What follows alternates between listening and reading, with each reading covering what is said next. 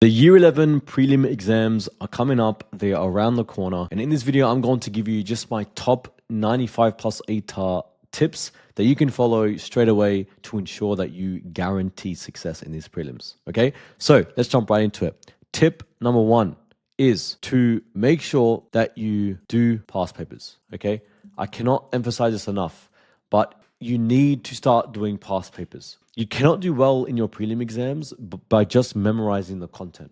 Okay, if doing well in the exams was simply regurgitating the content, then yes, you can get away with it. But you need to do past paper exams. Why? Because there's a difference between knowing the content and knowing how to apply it. Okay, so by doing past papers, you're practicing applying the content, which therefore will allow you to do good in an exam. Because if you can do good in a practice exam, you'll be doing good in an actual exam. Okay, so do past papers a lot. Now, not just that, you want to do them timed and under exam conditions. So under exam conditions, meaning you do them with a timer on, with no breaks, with no food, with no water. Well, you can have water, but you want to replicate the exact exam environment. Okay, even the time of the exam, you want to replicate that. Okay, second tip I'll give you is that you need to make a plan. Okay, so let's say, for example, at the time of recording this video, let's say there's 5 weeks left till the prelim exam start, or maybe 6 weeks. Don't just tell yourself, yeah, I'm going to do some past papers and fix the content. That's it. No, make an actual plan. In fact, this should have been my first tip because this is the first thing you need to do. You need to make a plan.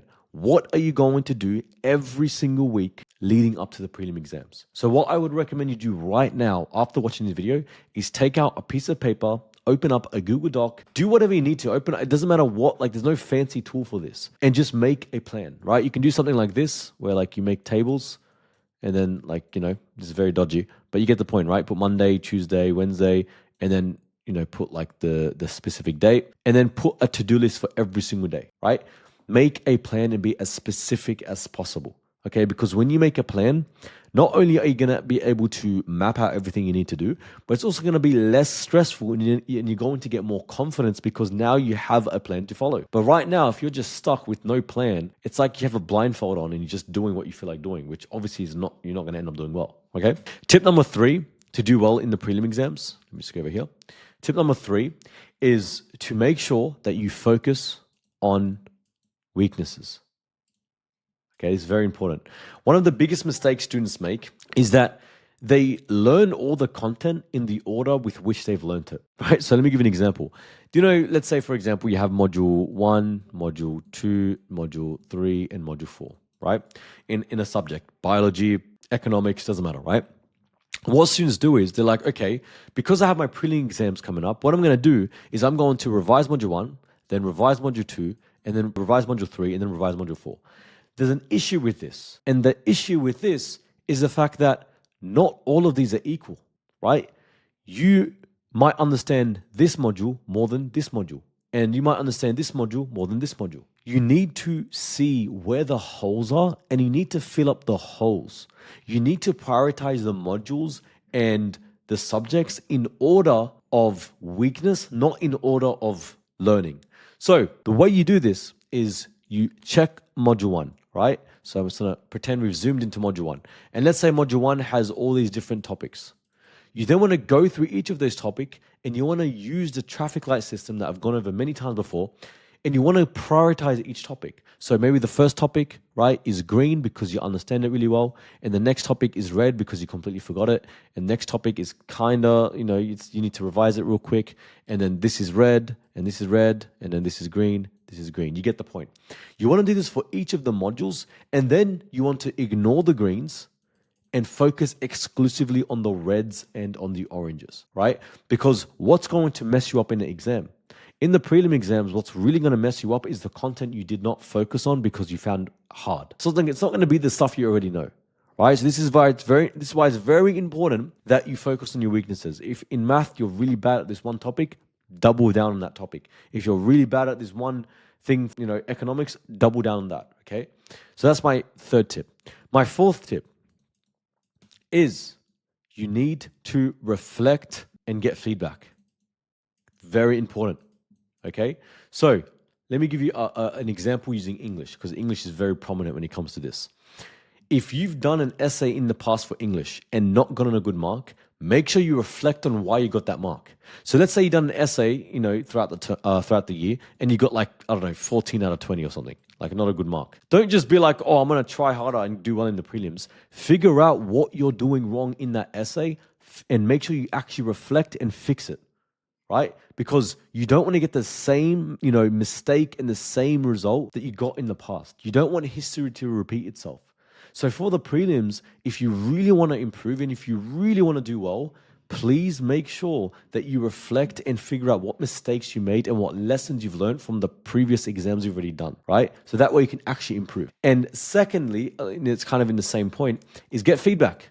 I'll use English as an example again. Don't just do essay questions and just chuck out the paper. Do the essay, get feedback from a teacher, implement the feedback, and do another question. Get feedback from your teachers and improve every single time. Doesn't matter what subject it is, except for math, because it's very easy to self-mark.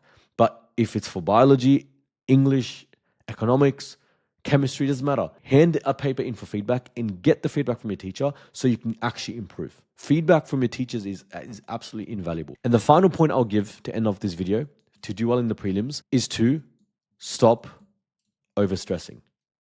Okay? Now, this might be a little bit of a strange tip, but listen very carefully. You need to understand something. These prelim exams are not counting towards your final ATAR. Like, do you understand? They're not counting towards your final ATAR. So stop stressing over it so much.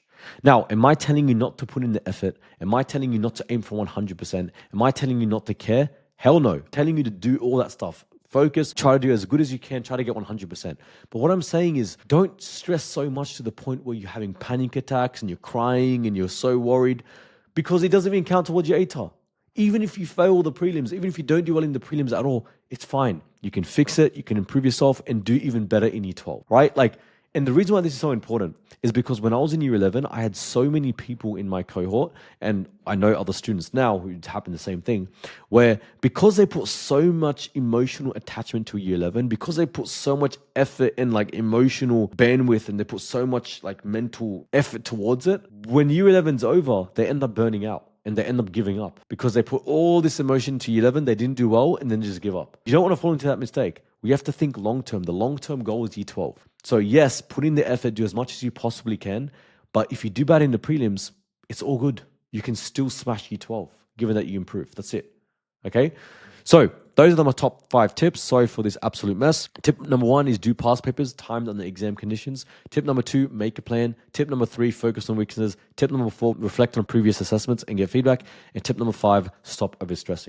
Right? And if you're currently a C or D student who's looking to completely change themselves before the prelims so that they can smash it and do even better for year 12 too, then check the first link in the description and you might be interested in what you see. Nonetheless, I'll see you in the next video.